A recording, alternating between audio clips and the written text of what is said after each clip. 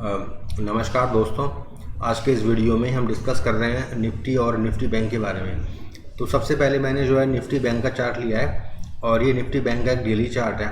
तो इसके daily chart के अंदर आप देख सकते हो कि मैंने एज ए इंडिकेटर मैंने दो मूविंग एवरेज मैंने लिया हुआ है। ये जो रेड लाइन है ये 20 डेज़ का एक्सपोनेंशियली मूविंग एवरेज है। इसकी वैल्यू अभी निकल के आ रही है लगभग 51083 की, यानी कि 51,083 की। और इसकी जो करंट प्राइस है निफ्टी बैंक की वो आ रही है 50,482 यानी कि 50482 की।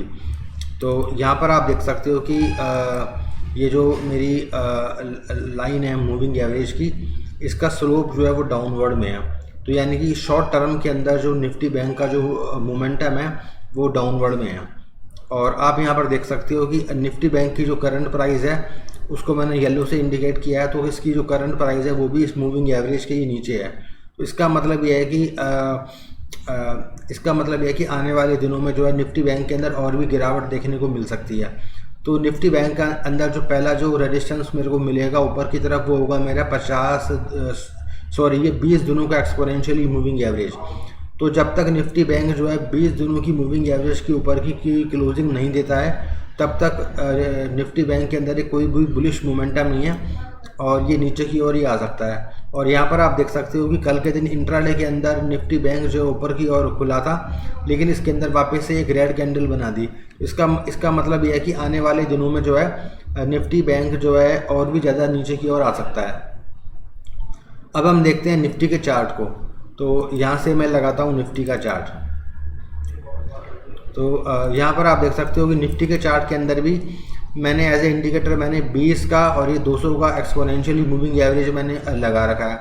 तो यहाँ पर आप देख सकते हो कि इसकी जो 20 की जो मूविंग एवरेज है ना, उसका जो मोमेंटम है वो भी डाउनवर्ड में है। और इसकी जो 20 की जो मूविंग एवरेज है उसकी वैल्यू निकल के आ रही है अभी 24,403 की, यानी कि 24,403 की। और इसकी जो करंट प्राइस है उसका लेवल निकल के आ रहा है 24,364 का।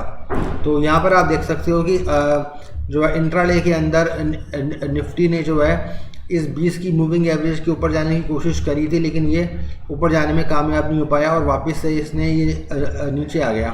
तो यहाँ पर हम देखते हैं कि निफ्टी के अंदर जो अगले हफ्ते के लिए जो इम्पोर्टेंट जो एक रेजिस्टेंस रहने वाला है वो होगा मेरा 20 दिनों का एक्सपोनेंशियली मूविंग एवरेज। अगर निफ्टी 20 दिनों की एक्सपोनेंशियली मूविंग एवरेज के ऊपर की क्लोजिंग देता है तो निफ्टी के अंदर आप 20 दिनों का जो एक्सपोनेंशियली मूविंग एवरेज है उसका स्टॉप लॉस लेकर के खरीदारी करके चल सकते हो। अदरवाइज़ ये यहाँ से वापस ये नीचे की ओर आ जाएगा। तो 20 दिनों का जो एक्सपोनेंशियली मूविंग एवरेज है वो काम करेगा एक रेजिस्टेंस का। तो यहाँ पर 20 दिनों का जो एक्सपोनेंशियली मूविंग एवरेज है वो एक रेजिस्टेंस और एक सपोर्ट का काम करने वाला है। तो देखिए ये था मेरा आज का जो है निफ्टी और निफ्टी बैंक का एनालिसिस। तो आपको आज का वीडियो कैसा लगा मुझे कमेंट करके बताइएगा और आज का ही वीडियो देखने के लिए आपका बहुत बहुत धन्यवाद।